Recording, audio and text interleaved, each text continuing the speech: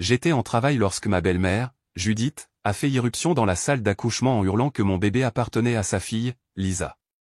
Elle a essayé de me l'arracher de la poitrine tandis que mon mari, Marcus, restait là, figé.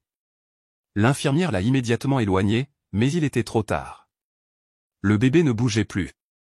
Soudain, le jour qui devait être le plus heureux de ma vie avait pris une tournure terrifiante. Après 36 heures de travail, j'étais enfin sur le point de rencontrer mon petit garçon.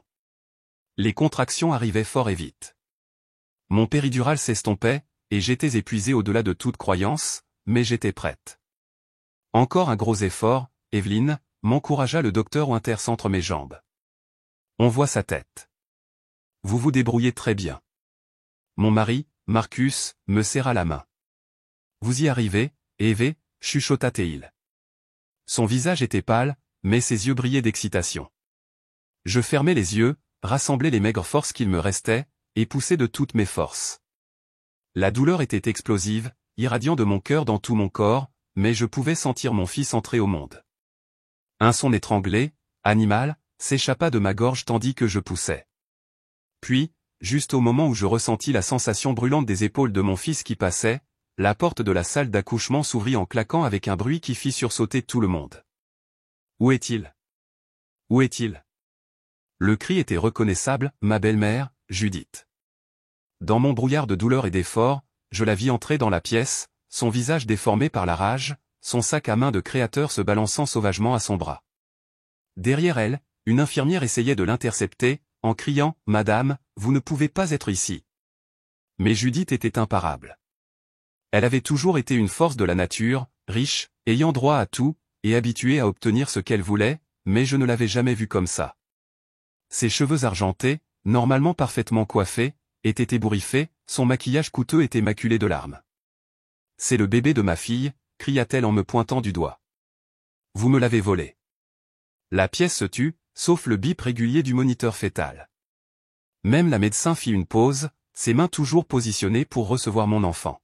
« Maman, de quoi parles-tu » Marcus finit par parler, sa voix pleine de confusion. « Maman, il faut que tu partes tout de suite. » Mais Judith n'écoutait pas.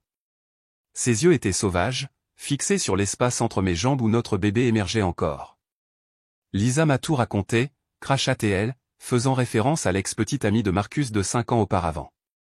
Elle m'a raconté comment tu as piégé mon fils, comment tu es tombée enceinte alors qu'il était encore amoureux d'elle. Le docteur Winters retrouva sa voix. Sécurité, salle d'accouchement 4, dit-elle calmement dans l'interphone. Puis, à moi, Evelyne, j'ai besoin que vous continuiez à pousser. Votre bébé doit sortir maintenant. J'essayais de me concentrer, de faire abstraction du chaos, mais Judith avançait vers le pied du lit. Marcus, arrêtez-la, suppliai-je. Mais lorsque je regardais mon mari, il était figé sur place, son visage un masque de choc et d'indécision. C'est alors que je le sentis la libération finale alors que mon fils entrait enfin complètement au monde. Il n'y eut aucun cri, juste un silence soudain et terrible. Le docteur Winters pinça et coupa rapidement le cordon. Infirmière, prenez le bébé, ordonna-t-elle, sa voix tendue d'urgence. Mais avant que l'infirmière ne puisse bouger, Judith se jeta en avant. C'est le bébé de Lisa, cria-t-elle en essayant de prendre mon nouveau-né.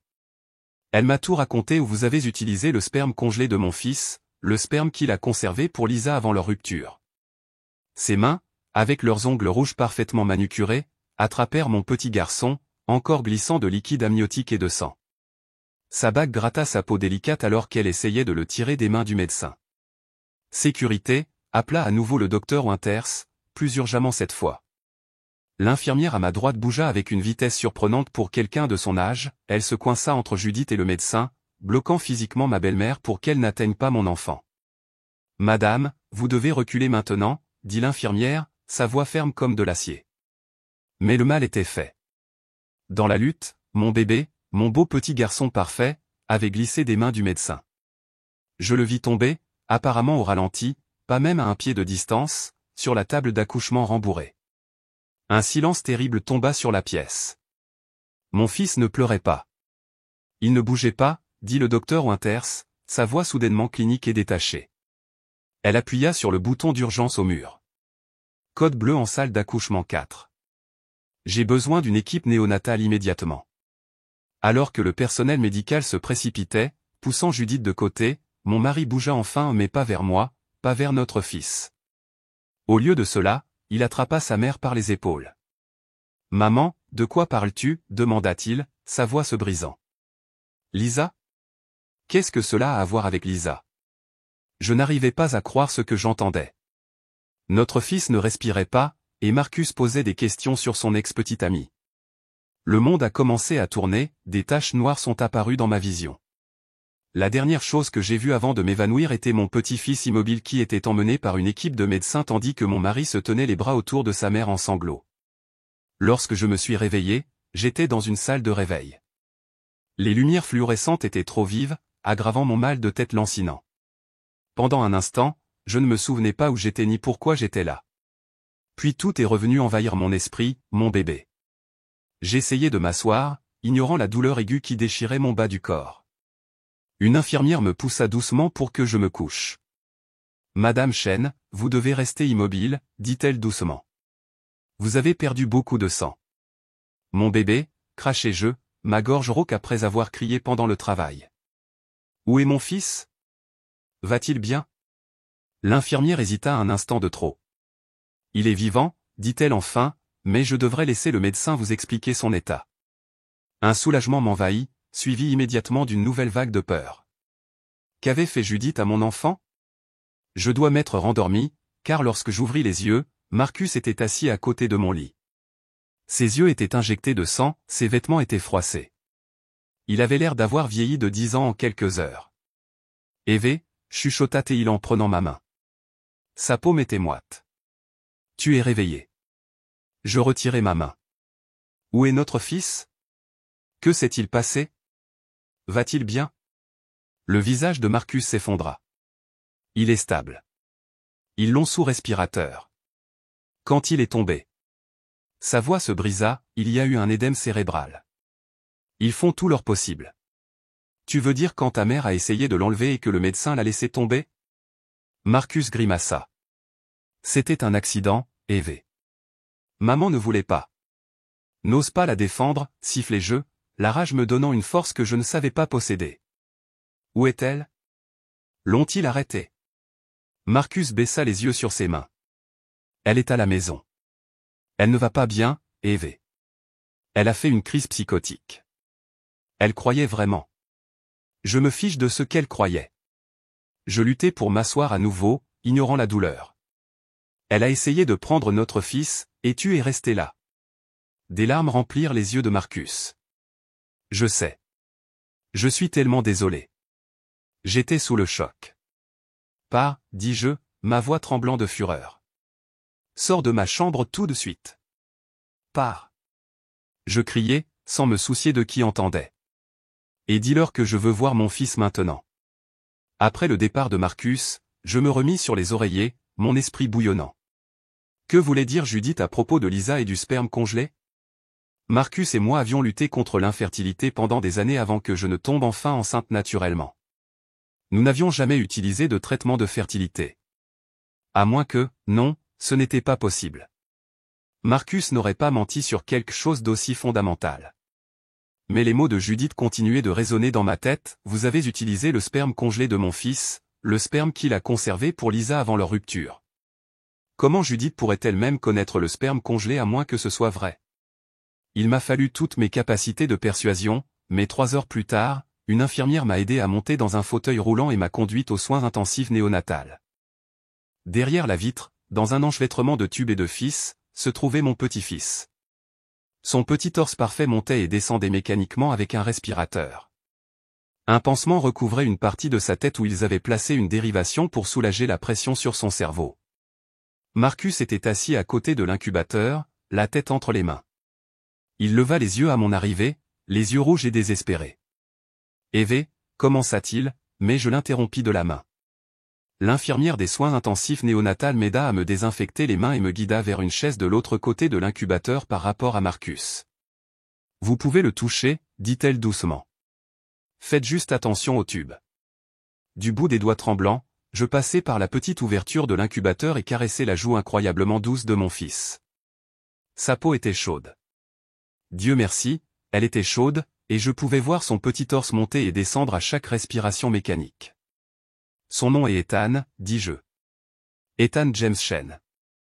Pas un seul nom de famille du côté de Marcus, aucun héritage pour Judith à revendiquer. Après que l'épuisement m'ait envahi, l'infirmière a insisté pour que je retourne dans ma chambre. J'étais toujours sous le choc des accusations de Judith, alors j'ai fait quelque chose que je n'avais jamais fait auparavant, j'ai appelé mon père.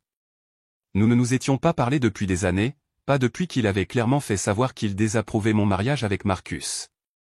Papa avait toujours pensé que Marcus était trop faible, trop contrôlé par sa belle-mère autoritaire. Evelyne ? Sa voix était méfiante mais alerte, malgré l'heure tardive. Papa, dis-je, et je fondis en larmes. À son crédit, mon père n'a pas dit, je te l'avais dit. Au lieu de cela, il a écouté pendant que je déversais toute l'horrible histoire, l'accouchement traumatique, les accusations de Judith, la réaction étrange de Marcus et l'état précaire d'Ethan. Je serai là demain matin, dit-il enfin. Et j'amène Simone avec moi. Simone était sa femme avocate, un requin au tribunal, d'après ce que j'avais entendu.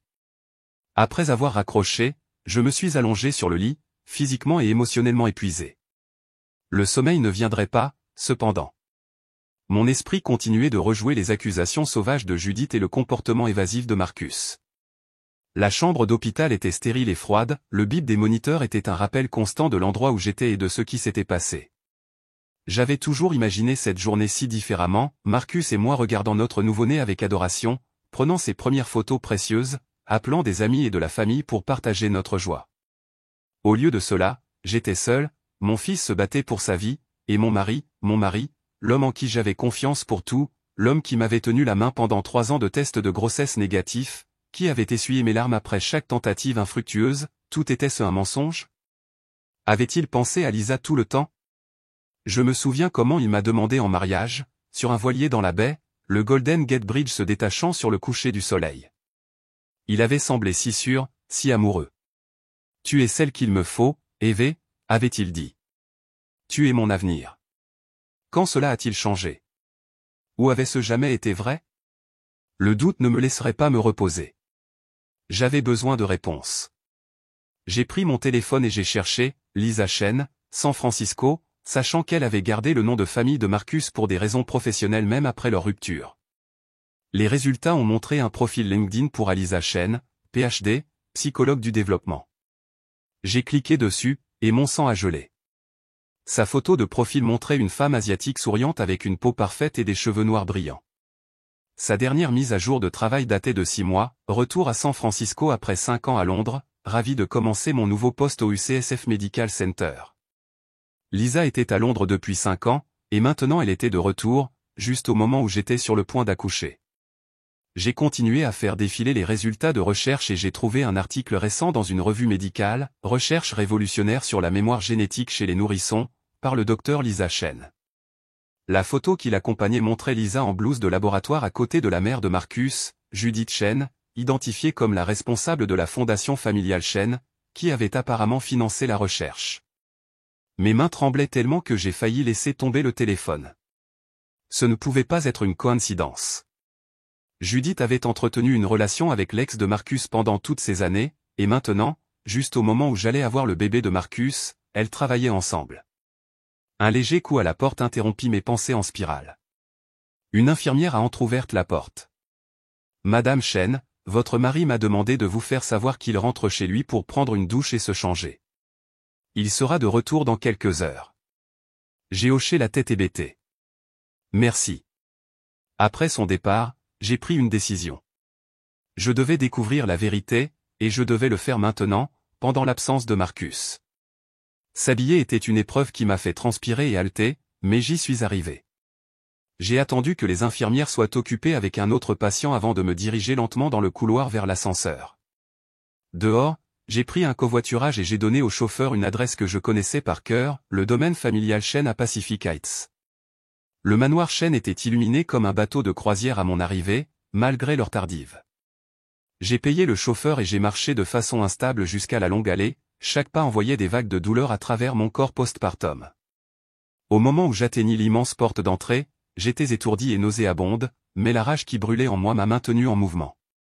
J'ai sonné à la porte d'entrée, entendant sa mélodieuse sonnerie résonner dans la maison.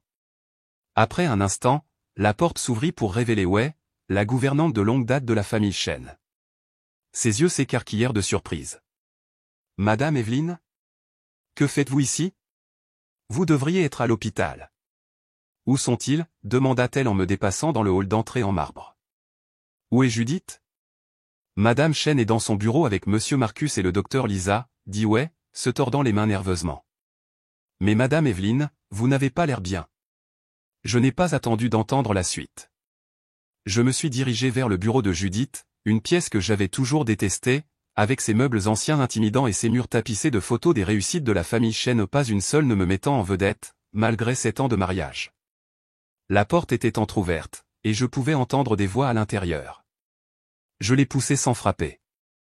3 têtes se sont tournées vers moi en parfaite synchronisation, Judith sur sa chaise de direction en cuir, Marcus perché anxieusement sur un pouf, et une femme que j'ai reconnue sur la photo LinkedIn assise sagement au bord du canapé Lisa Shen, en chair et en os. « Evelyne. » Marcus se leva brusquement. « Que fais-tu ici ? Tu devrais être à l'hôpital. »« Et vous aussi, » répondis-je froidement.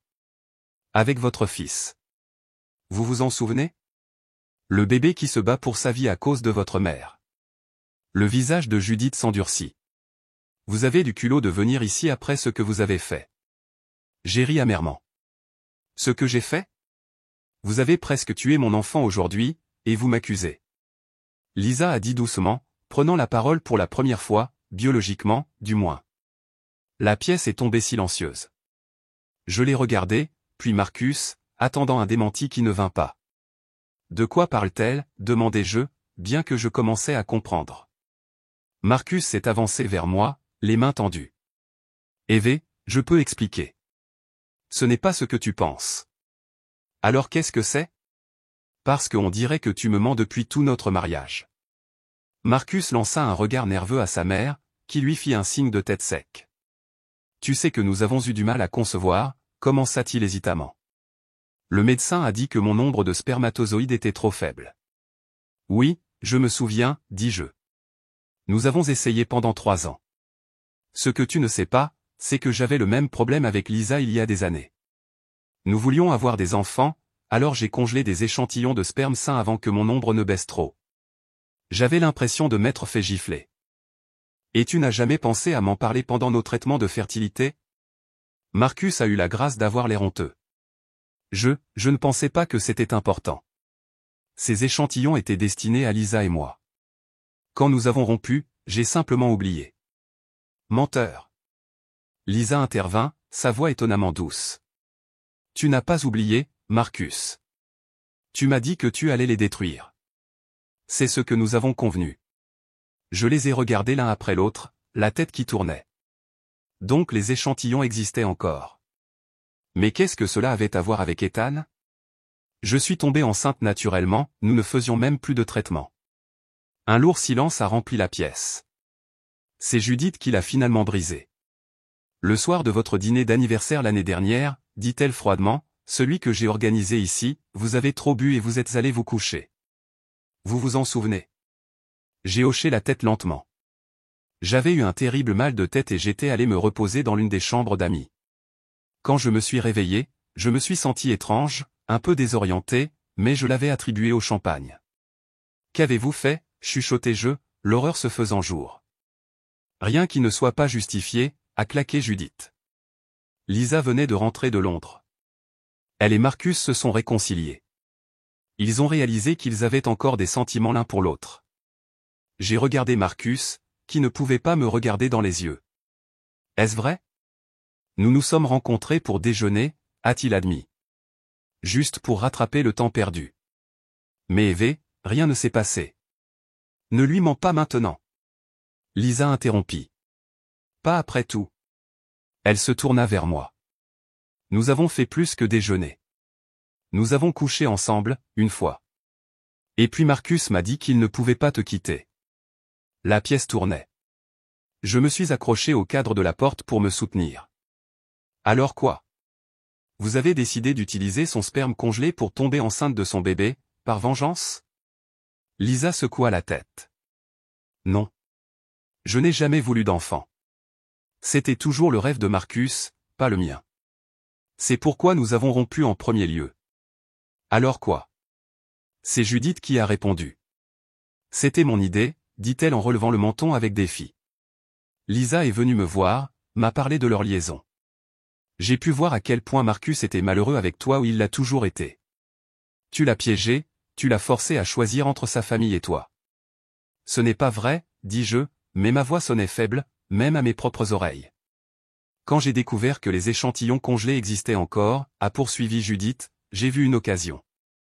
Si tu étais enceinte, Marcus resterait avec toi par devoir, mais l'enfant serait biologiquement celui de Lisa, un vrai chêne, avec nos gènes supérieurs. Je me suis senti malade. Tu dis que tu as utilisé les ovules de Lisa et le sperme congelé de Marcus pour me faire tomber enceinte? Ce n'est même pas scientifiquement possible sans FIV. Pas tout à fait, dit Lisa. Elle, du moins, avait la décence d'avoir l'air mal à l'aise.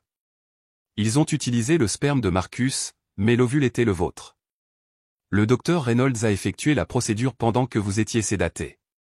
Le docteur Reynolds? Ma gynécologue, celle que Judith m'avait recommandée il y a des années. Vous me dites que mon médecin m'a fait une insémination artificielle sans mon consentement? La pièce tournait vraiment maintenant. C'est une agression. C'est un crime. C'était pour le bien de la famille, dit Judith avec dédain. La lignée Chen doit continuer. Vous avez échoué dans la seule chose que vous étiez censé faire en tant qu'épouse de Marcus. Et vous étiez tous dans le coup? J'ai regardé Marcus, qui semblait rétrécir sous mes yeux.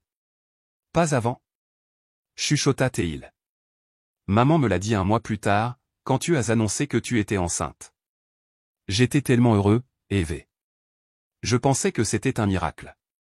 C'était un crime, ai-je répété. Vous étiez tous impliqués dans un complot pour m'agresser. Personne ne vous croira, a dit Judith froidement. Le docteur Reynolds a déjà modifié vos dossiers médicaux. Pour autant que l'on sache, vous avez subi des traitements de fertilité avec votre plein consentement. Vous avez même signé les formulaires. Je me souviens maintenant. Il y avait eu tellement de formulaires au fil des ans. J'ai fait confiance à Marcus pour les lire, pour me dire ce que je signais.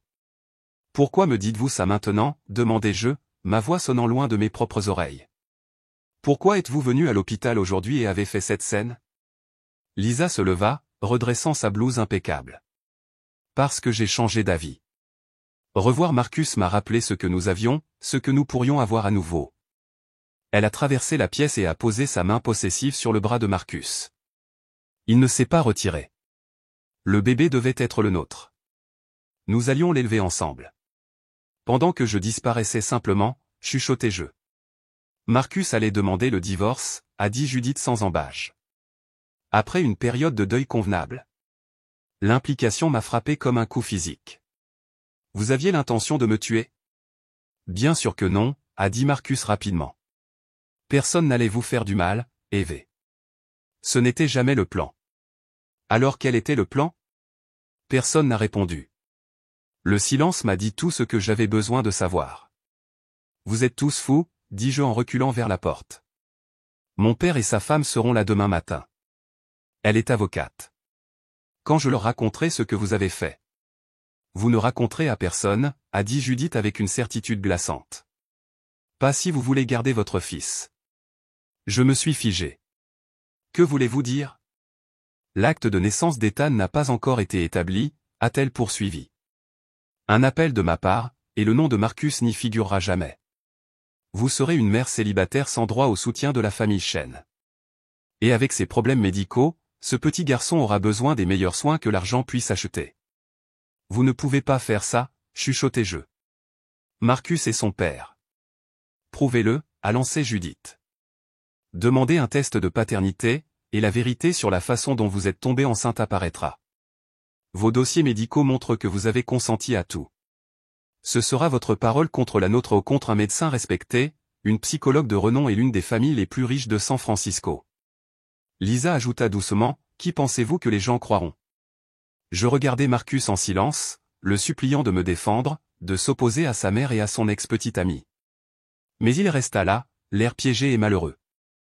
À cet instant, j'ai su que j'avais perdu. Si je les combats, je pourrais perdre Ethan, et il était tout ce qui comptait maintenant. Que voulez-vous de moi, demandai-je. Dolly Judith sourit, le triomphe dans ses yeux était glaçant. Simple, dit-elle. Vous vous remettrez de l'accouchement, vous vous occuperez du bébé jusqu'à ce qu'il soit assez fort pour quitter l'hôpital, puis vous partirez. Marcus demandera le divorce pour abandon de famille. Vous recevrez une compensation généreuse à condition de renoncer à tous vos droits parentaux. Et Ethan? Marcus et moi, nous l'élèverons, dit Lisa. Comme nous aurions dû le faire depuis le début. Non, le mot vint de Marcus, nous surprenant tous. Non, ce n'est pas juste. Eddie est la mère d'Ethan. Elle l'a porté, elle lui a donné naissance. Nous ne pouvons pas simplement le lui enlever. Judith se tourna vers son fils furieusement. Ne sois pas faible maintenant, Marcus. C'était le plan depuis le début. Votre plan, mère, pas le mien, Marcus traversa la pièce pour se tenir à côté de moi. Je suis désolé, Eddie. J'aurais dû te dire la vérité dès le début. J'étais un lâche. Oui, tu l'étais, convenais-je, trop épuisé pour filtrer mes paroles. Tu le es toujours, il sursauta mais ne discuta pas, tu as raison, mais je veux réparer les choses maintenant. Ethan est notre fils, le tien et le mien. Nous l'élèverons ensemble, si tu peux un jour me pardonner. Lisa fit un pas en avant, son calme se brisant enfin. Marcus, tu ne peux pas être sérieux. Après tout ce que nous avons fait pour être ensemble. Nous n'allions jamais être ensemble, dit Marcus tristement. Ce n'était qu'une autre des manipulations de ma mère. Je suis désolé si elle t'a fait croire le contraire. Judith était maintenant debout, son visage déformé par la rage. Gars ingrat. Après tout ce que j'ai fait pour toi. Fait pour moi, ou fait pour me contrôler, rétorqua Marcus. Tu es allé trop loin cette fois-ci, mère. Tu as mis ma femme et mon fils en danger aujourd'hui. Si quelque chose arrive à Ethan à cause de ce que tu as fait, je ne te pardonnerai jamais. Je vacillais sur mes pieds, la pièce commençant à s'assombrir sur les bords. L'adrénaline qui m'avait porté jusqu'ici s'estompait, me laissant tête légère et faible. Marcus, murmurai-je, le cherchant. J'ai besoin de retourner à l'hôpital. J'ai besoin d'être avec Ethan. Il m'attrapa lorsque mes genoux se plièrent. La dernière chose que j'entendis avant que tout ne devienne noir, c'était la voix de Marcus, soudain forte et autoritaire, appeler une ambulance tout de suite. Et, mère, quand ce sera fini, toi et moi, c'est fini. 6 mois plus tard, j'étais assise dans le bureau élégant et moderne de Simone, rebondissant Ethan sur mes genoux. Mon beau garçon se développait aux joues rebondies, yeux brillants, et atteignant toutes ses étapes de développement en avance sur le calendrier. La petite cicatrice sur son cuir chevelu où ils ont placé la dérivation était à peine visible maintenant, cachée par ses épais cheveux noirs. « Êtes-vous sûr de cela, Evelyne ?» demanda Simone, faisant glisser un document sur son bureau. Une fois que nous aurons déposé la plainte, il n'y aura pas de retour en arrière. Je regardais les papiers, une poursuite civile nommant Judith Chen, Lisa Chen et le docteur Reynolds comme défendeurs. Les accusations comprenaient voies de fait, batterie, faute professionnelle médicale, complot et infliction intentionnelle de détresse émotionnelle. J'en suis sûr, dis-je fermement. Elles doivent payer pour ce qu'elles ont fait. Marcus, assis à côté de moi, tendit la main pour toucher la mienne. Nous faisons ce qu'il faut, m'assura-t-il. Je n'avais toujours pas complètement pardonné à Marcus son rôle dans le complot, mais nous avions trouvé un terrain d'entente. Il suivait une thérapie intensive, apprenant à se libérer de l'influence toxique de sa mère. Il nous avait fait déménager de la maison que Judith nous avait achetée et dans un appartement modeste de l'autre côté de la ville. Plus important encore, il avait rompu tous ses liens avec sa mère, refusant de prendre ses appels ou d'accepter son argent. L'affaire pénale suit également son cours, nous a rappelé Simone. Le procureur pense qu'il y a suffisamment de preuves pour inculper les 3. Marcus hocha la tête sombrement. Bien. Elles méritent la punition qu'elles recevront. 1 an plus tard, je me tenais à l'arrière d'une salle d'audience bondée, regardant le juge rendre son verdict dans l'affaire État de Californie contre Judith Chen, Lisa Chen et le docteur Philip Reynolds, pour les accusations de complot, voies de fait et batterie médicale. Le tribunal déclare les accusés coupables sur tous les chefs d'accusation. Un murmure parcourut la foule. Judith, élégante même dans la défaite, ne montra aucune réaction. Lisa, assise à côté d'elle, essuya une larme. Le docteur Reynolds, qui avait déjà plaidé coupable en échange d'une peine réduite, regardait droit devant lui. Pour le chef d'accusation de complot, je condamne chaque accusé à 5 ans de prison d'État. Pour les chefs d'accusation de voies de fait et de batterie médicale, je condamne chaque accusé à 7 ans supplémentaires, à purger consécutivement en 12 ans. 12 ans pour m'avoir violé, pour avoir mis mon fils en danger, pour avoir essayé de voler ma vie. Devant le palais de justice, les reporters nous ont assaillis. L'affaire était devenue une sensation médiatique, une parfaite tempête de richesse, de privilèges, d'éthique médicale et de droits reproductifs. Marcus a répondu à la plupart des questions, me protégeant du pire de la frénésie. Madame Chen, que ressentez-vous en sachant que votre belle-mère sera en prison pour la prochaine décennie, a crié une journaliste par-dessus les autres. J'ai fait un pas en avant, me surprenant moi-même. Mon nom est maintenant Evelyn Taylor, les jeux corrigés doucement. Et j'ai l'impression que c'est le début de la guérison.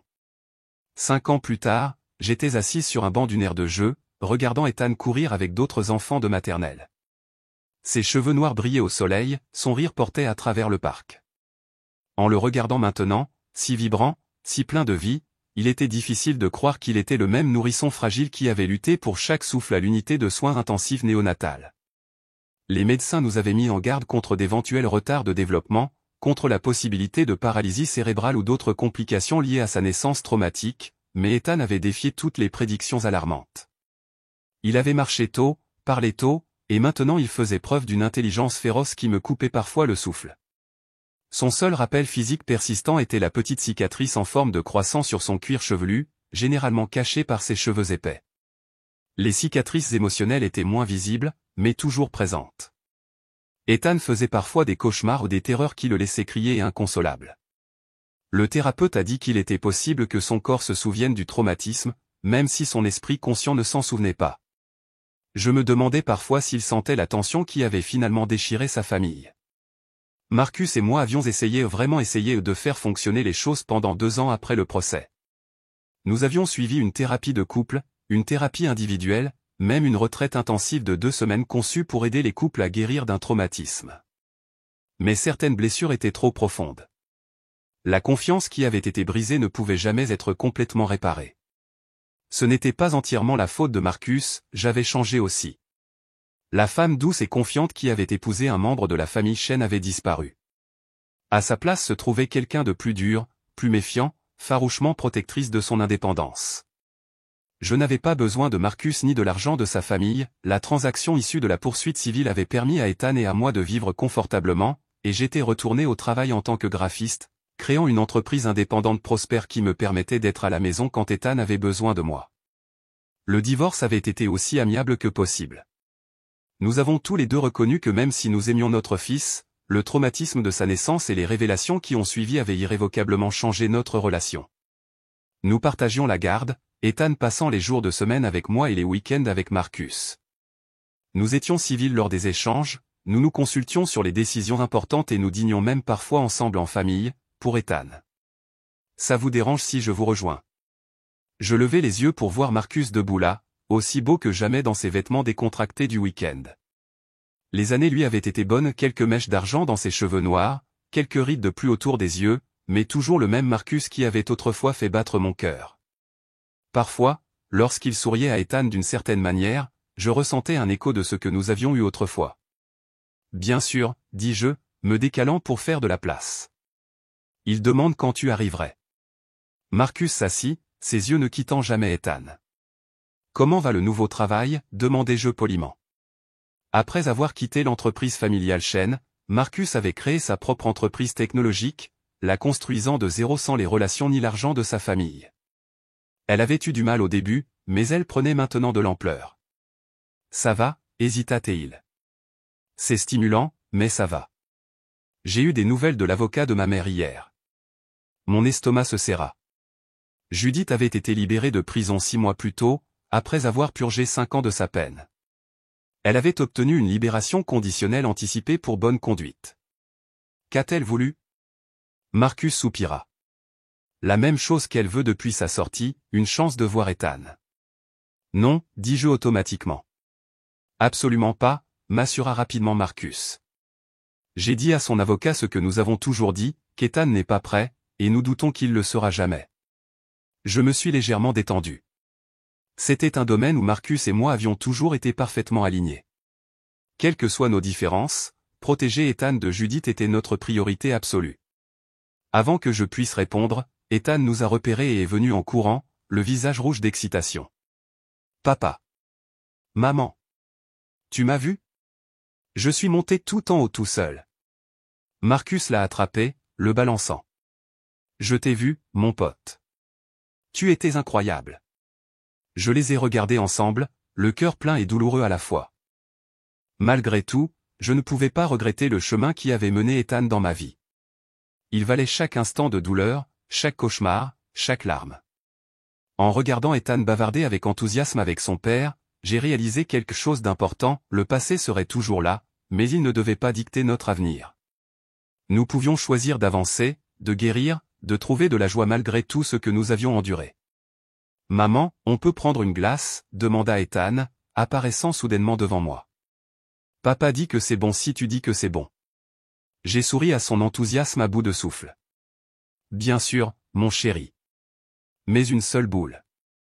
On dîne plus tard. » Marcus a croisé mon regard au-dessus de la tête d'Ethan. « En fait, je me demandais si tu voulais nous rejoindre pour le dîner.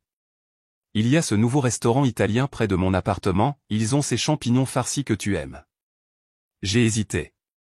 C'était nouveau. Nous avions déjà fait des dîners de famille, mais toujours dans des restaurants pour enfants, toujours avec Ethan comme centre d'intérêt évident. Cela ressemblait plus à, à un rendez-vous. Je ne sais pas, Marcus. J'ai une échéance de projet lundi. S'il te plaît, maman. Ethan a tiré sur ma main. Ce sera amusant. Comme quand on est allé à Disney World. Nos vacances en famille l'année dernière, une offrande de paix de la part de Marcus après un désaccord tendu concernant la scolarité d'Ethan avait été, à ma grande surprise, amusante. Pendant quelques jours, nous trois avions navigué dans le parc bondé, mangé trop de malbouffe et ri jusqu'à en avoir mal aux côtes sur les montagnes russes.